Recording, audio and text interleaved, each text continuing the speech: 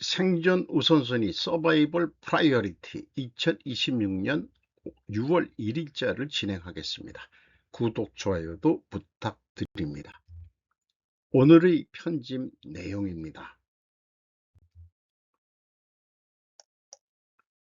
반중 필리핀은 언제까지 계속될까? 덴마크 여론조사 중국을 최대 위협으로 한 것은 세계에서 일본뿐. 느낌표와 그 다음에 의문표를 제가 붙여봅니다. 엔토 다카시라고 중국 문제 글로벌 연구소 소장이라고 스쿠바대 명예고수로 되어 있는 사람이 기고한 글입니다. 5월 28일 다카시 총리는 국빈으로서 방일한 필리핀의 마르코스 주니어 대통령과 회담해 양국 관계를 포괄적 전략적 파트너라고 끌어올리겠다고도 했다. 공통의 목적은 중국의 위협에 대한 방위 협력으로 대만 문제에 관해서도 양국은 군사적으로 협력을 깊게 하게 된다. 또 5월 9일 발표된 덴마크 여론조사 글로벌 펄스 2026에서는 필리핀이 중국을 최대한 위협으로 보지 않고 전 세계적으로 일본만이 중국을 최대 위협으로 보고 있다는 결과가 나왔다. 이 현실은 일본은 무시해서는 안 된다. 여기에서도 의문표를 좀 던져봅니다. 격동하는 필리핀 정계. 조사에 따르면 마르코스 대통령의 지지율은 2026년 1분기에 역대 최저인 마이너스 15까지 떨어졌다는 제목으로 마르코스 대통령의 극적인 지지율 저하를 보도했다. 마르코스파는 반중 경향에 있고 두테르테파는 친중 경향에 있다. 이들 4명의 등장인물 중 반중 혹은 대중 강경파 성향인 사람은 마르코스 대통령 1명뿐이고 나머지는 모두 다소 친중적인 것이다. 그것을 도표의 상관도로서 나타냈다. 찾아가서 악수하는 장면입니다. 자, 그 마르코스하고 그 마르코스의 그 누나로 되어 있어요. 메제, 이렇게 메제라고 읽어야 되나요? 이렇게 되는데 마르코스 현재 주니어 대통령은 반중 길이라고 반중 기조다. 그런데 그 누나는 야야 친중, 야야라는 게 무슨 뜻인지 좀 친중 성향이 있다 그런 것 같습니다. 그리고 두테르트, 이거 필리핀은 집안끼리 좀 싸우는 거라고 그러죠. 마르코스는 그 북부 섬을 중심으로 한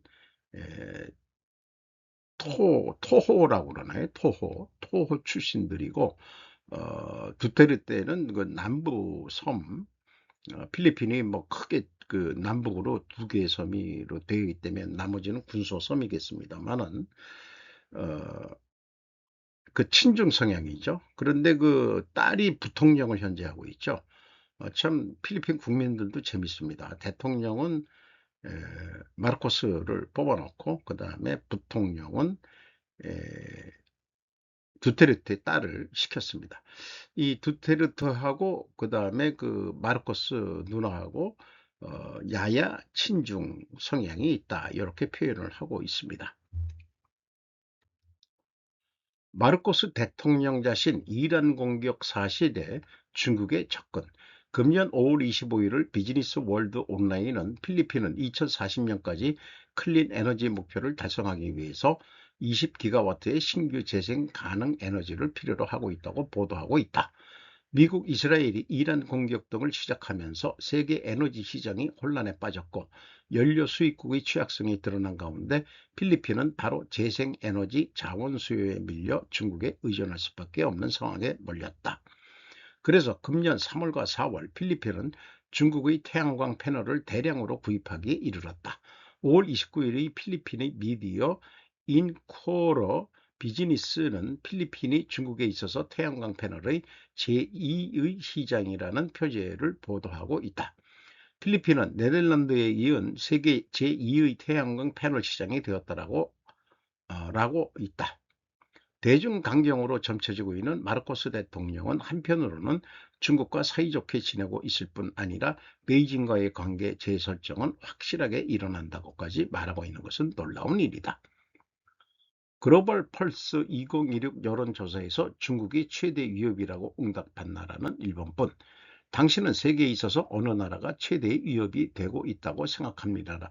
라는 질문이 있고 전 세계적으로 일본 한 나라만이 중국을 최대의 위협으로 간주하고 있다는 조사 결과가 나와 있다. 놀라운 것은 조사 대상국 중에는 필리핀도 들어가 있고 필리핀은 세계에서 가장 큰 위협은 미국이라고 응답한 사람이 가장 많다는 것이다. 필리핀인이 보기에는 세계에 있어서 중국의 최대 위협은 아닌 것이다.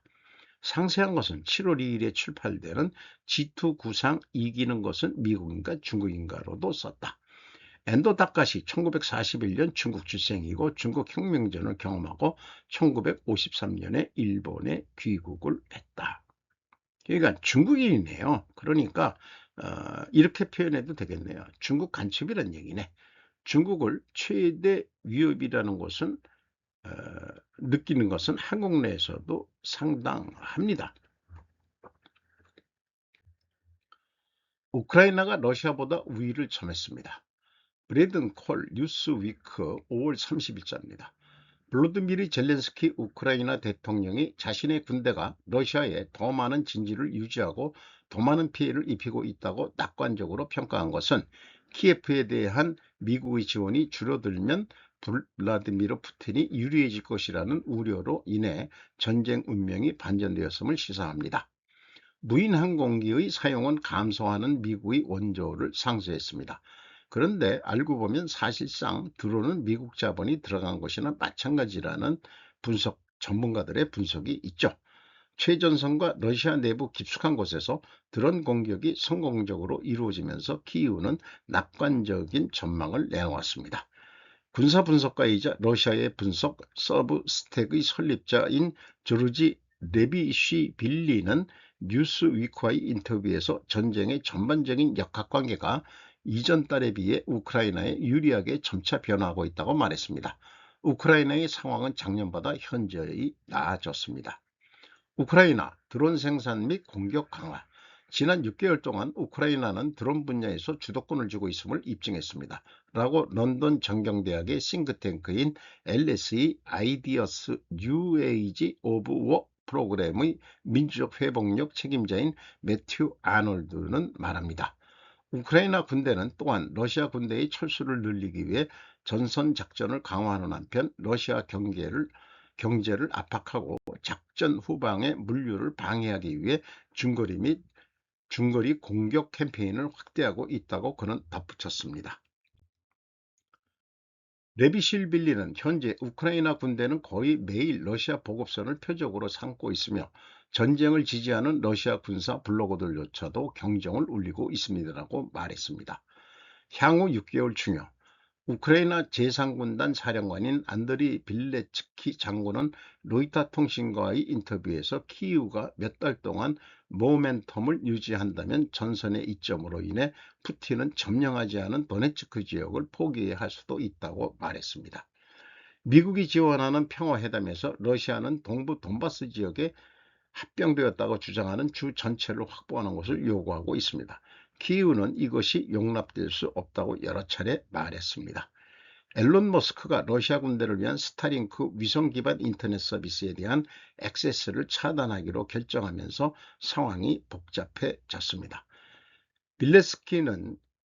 빌레츠키는 우크라이나 군대가 우리의 입장을 선택하고 전략적 요충지를 취할 수 있는 방향을 정해야 하며 이는 키예프가 회담에서 러시아에 대한 지렛대를 확보할 수 있을 것이라고 말하면 전장에서 향후 6개월이 가장 중요하다고 강조했습니다. 우크라이나 이득. 미국 기반 싱크탱크는 키예프 군대가 전쟁의 위치적 성격에 도전하고 있으며 곧 제한된 기회와 공격을 감행할 수 있다고 말했습니다. ISW는 키이우가 전반적인 드론 우위를 다시 확보했으며 러시아의 진격을 억제하고 이득을 반전시키는 데 성공했으며 키이우가 전술기계와 기동을 재도입한 결과 결합하여 전쟁의 새로운 국면이 시작될 수 있다고 말했습니다. 우크라이나의 러시아 내 공격. 젤렌스키는 우크라이나가 러시아 방공망과 전선 후방 120마일까지 군사 물류에 대한 중간 공격이 2월 이후 4배로 증가했다고 말했습니다. 이로 인해 러시아의 진격이 둔화되고 인력과 물자의 전선 수송이 방해받고 있습니다. 우크라이나 공격은 핀란드만의 수출 터미널부터 내륙 정유소에 이르기까지 최전선에서 멀리 떨어진 러시아 시설을 표적으로 삼았습니다. 목요일 밤 우크라이나군은 올봄 러시아 남부 크라스노다르 지역의 투압소 정유소를 5번째 공격한 지 하루 만에 볼고그라드의 석유시설을 공격했습니다. 5월 18일 모스크바에서 우크라이나 드론 공격이 발생하여 세레메티예보 공항, 모스크바 정유소, 석유펌프장, 러시아 군용 전자제품을 만드는 2개의 회사를 표적으로 삼았습니다. 푸틴은 자신의 요구를 유지합니다. 파이낸셜 타임즈에 따르면 러시아의 전장 성능이 저하되었다는 보도에도 불구하고 푸틴은 여전히 자신의 군대가 가을까지 돈바스 지역을 구성하는 도네츠크와 루안스크 전역을 점령할 수 있다고 믿고 있다고 익명의 소식통을 이용해 러시아 대통령과 통화한 소식통을 인용해 보도했습니다. 르비시빌리는 우크라이나에 여전히 더 어려운 측이 있다고 말했습니다. 도네츠크주 방어의 중요한 도시인 코스티안티니프카 주변에서 러시아군은 소규모 침투 전술을 사용하면서 우크라이나군의 방어를 궁극적으로 불가능하게 만들기 위해 도시를 집중 폭격으로 평준화하고 있습니다. 네비시빌리는 러시아 군대는 도시 주변에 거점을 마련하고 입지를 확대하기 위해 노력하고 있습니다.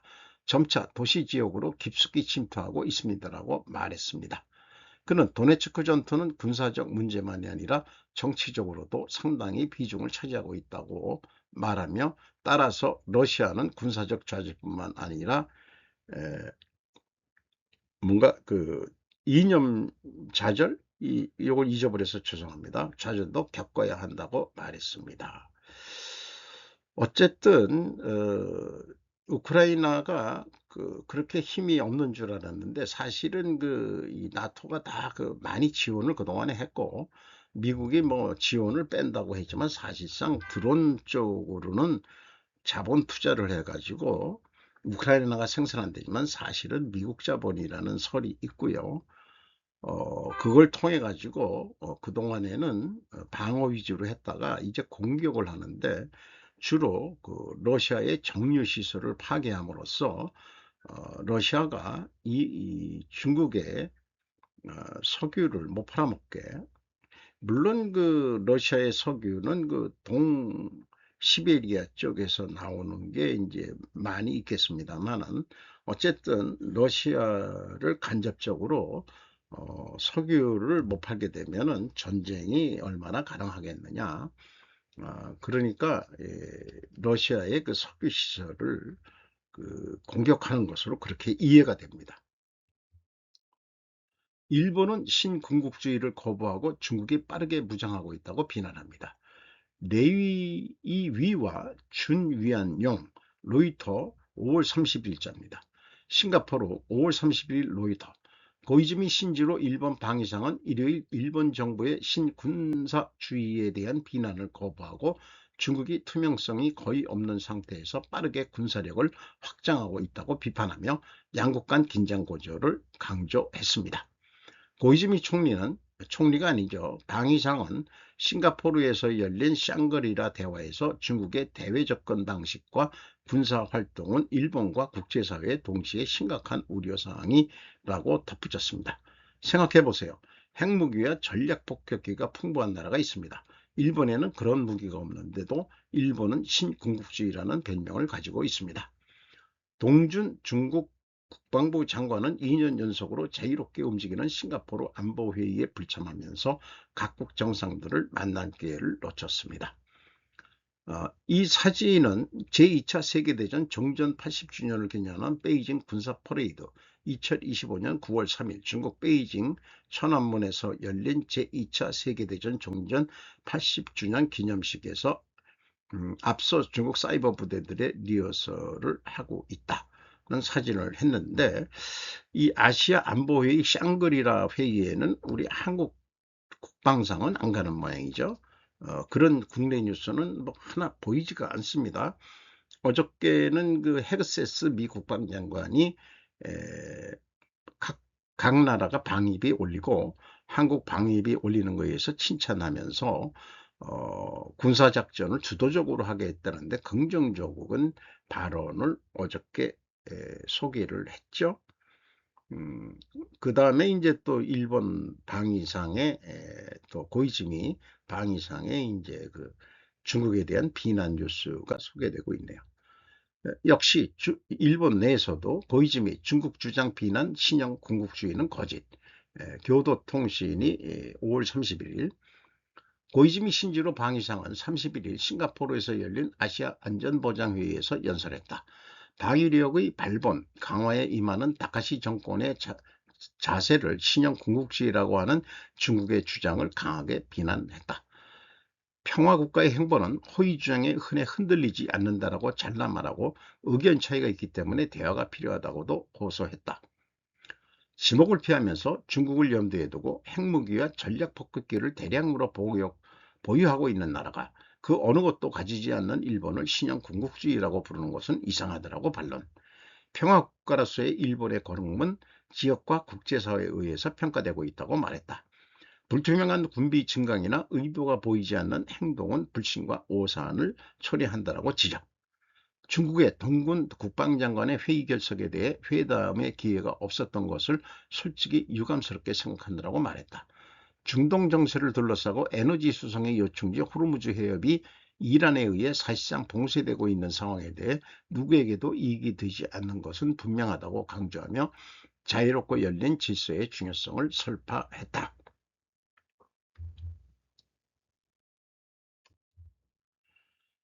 피터 틀의 아르헨티나 이주는 해외에서 플랜 B를 추구하는 억만장자들 사이에 증가하는 추세를 반영. 마들린 버그, 샘 싱컵스가 비즈니스 인사이더에서 보도했습니다.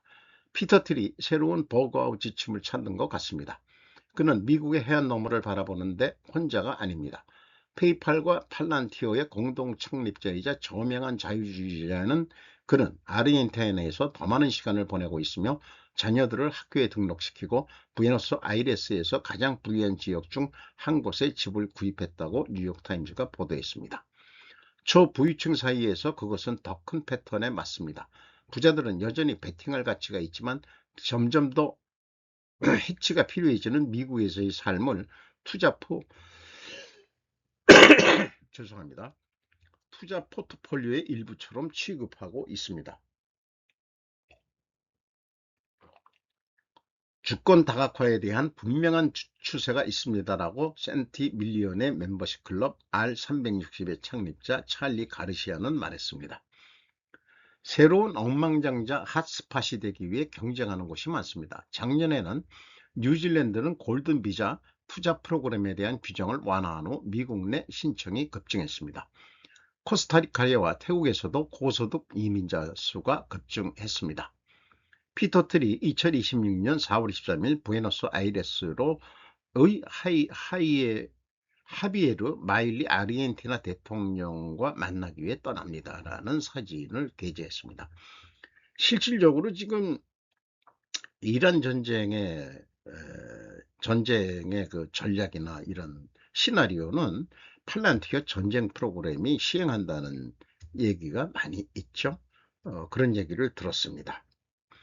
그래서 트럼프가 왔다리 갔다리 한다 하지만은 사실은 장기 전략으로 목적을 위해서 전술을 수시로 바꿔나가는 그런 팔란티어 프로그램으로 알고 있습니다.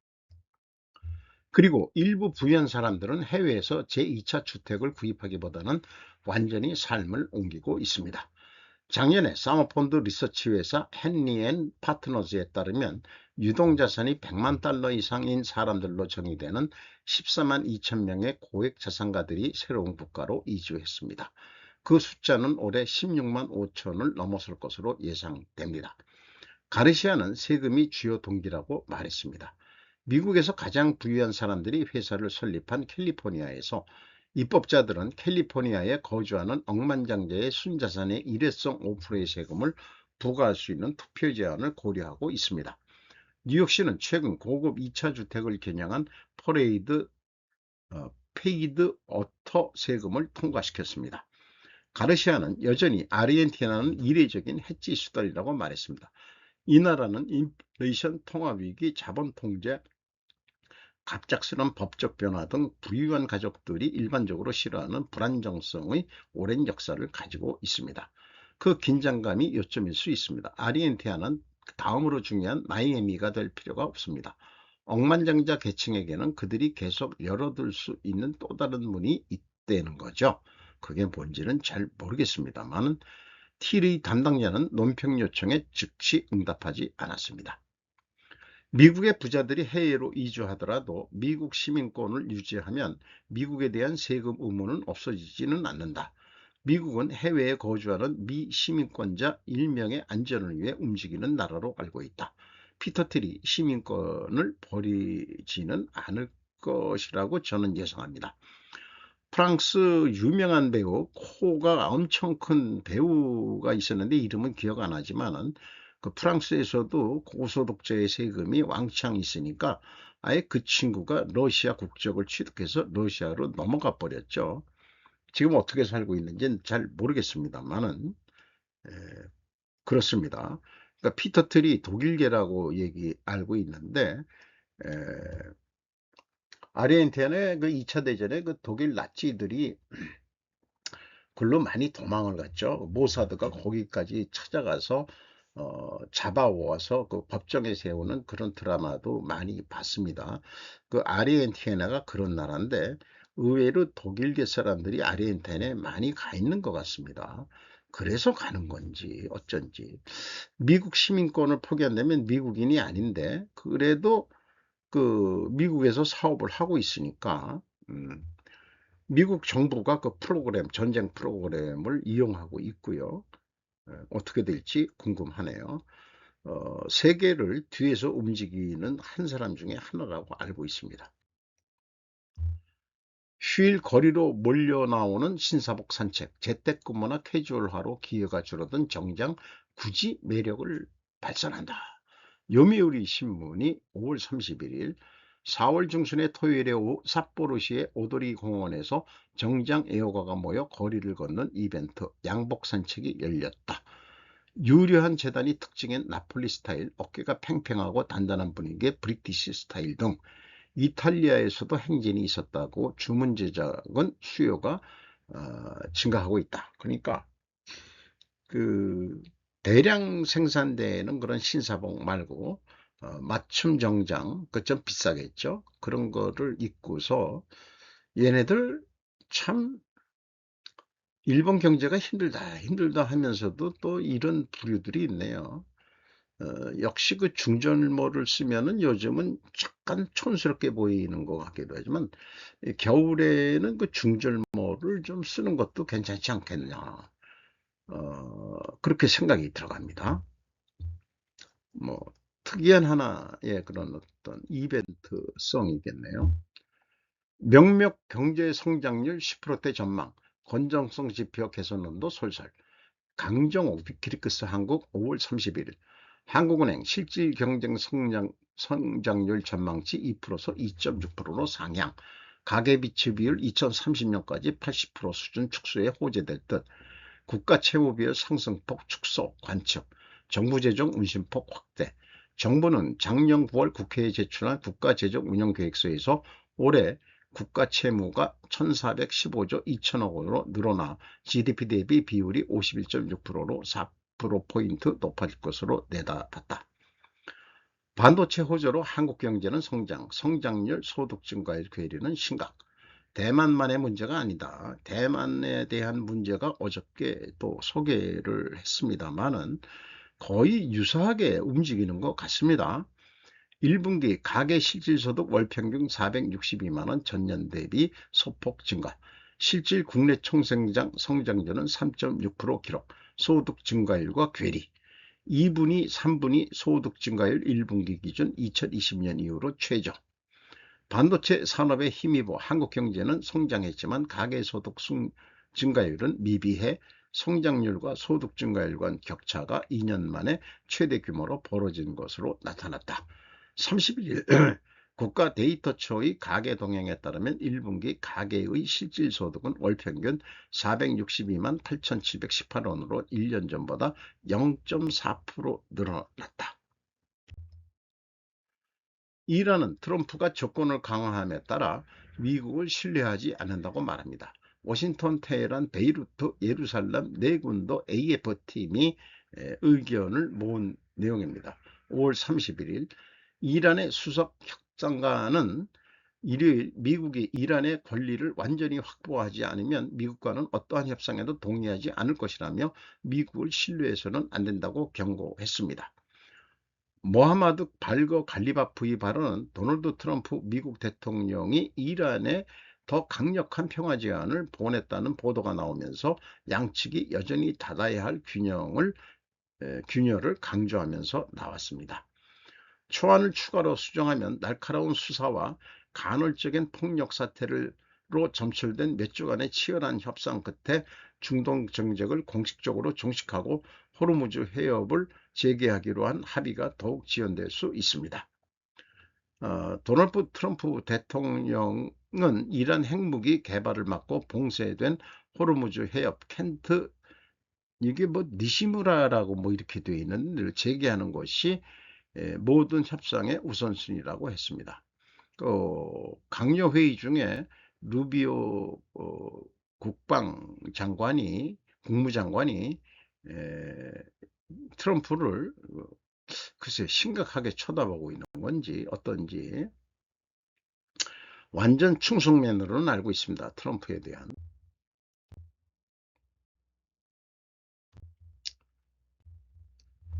오늘도 좋은 하루 되시기 바랍니다. 굿아이.